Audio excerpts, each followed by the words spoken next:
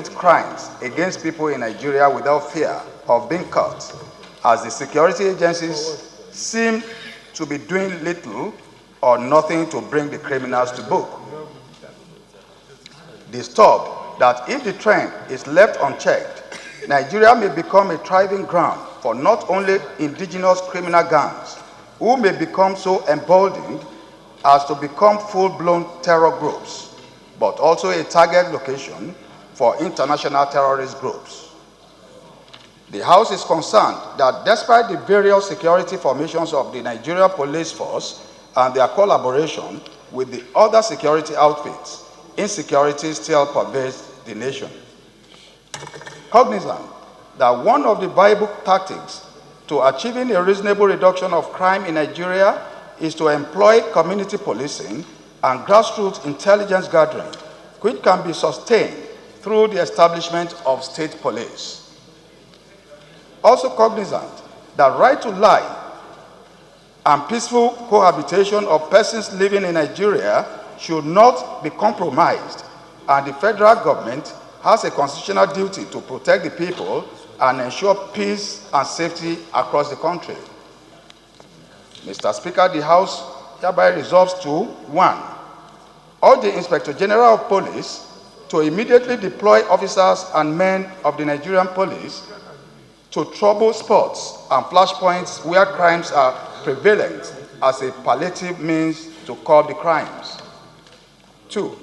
Mandate the Committee on Police Affairs, and ad hoc committee on the review of the 1999 Constitution as amended to make provisions for a legislative framework for establishment of state police in all states of the Federal Republic of Nigeria, and report back within 4 weeks for further legislative action. Mr. Speaker, I so move. We've been talking of the challenges we have as per security in this nation, knowing full well that the primary role of government in governance is security and also the welfare of the people. But the truth is that we've always been talking about this without taking action. As legislators, what we are supposed to do is to look and see a way where we can probably put forward a law that will be in the interest of the people that we are governing. How do I mean?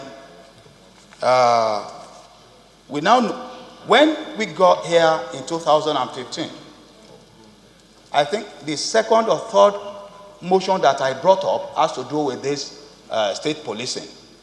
And we have seen that there is nothing more we can do without, amending the Constitution to allow state policing to come into play so that we can secure it. You can only police where you know the terrain well. If you are, for example, from Sokoto and you have been asked to go and police in Lagos where you do not know the terrain, how do you do it? It will be impossible. And in discussing this, objectivity and understanding, they're very important. They are the basis of, life.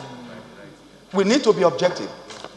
Look at what happened in Taraba, Sokoto, Adamawa yesterday, where more than 50 people were murdered in their deep sleep, doing their legitimate work. I think it is important that we look into this. And we all know that governing a state or governing a country is like, paddling the ship in a situation where the storm winds begin to blow. If the captain of the ship does not hold a steady, course, certainly there will be disaster for everybody. So that is the reason why we are coming into this, that we should allow state policing to come into play. So, Mr. Speaker, I submit here. Dear colleagues, please support the motion. Thank you. Those in favor of the motion as amended say aye. Those against it say nay. Ayes have it.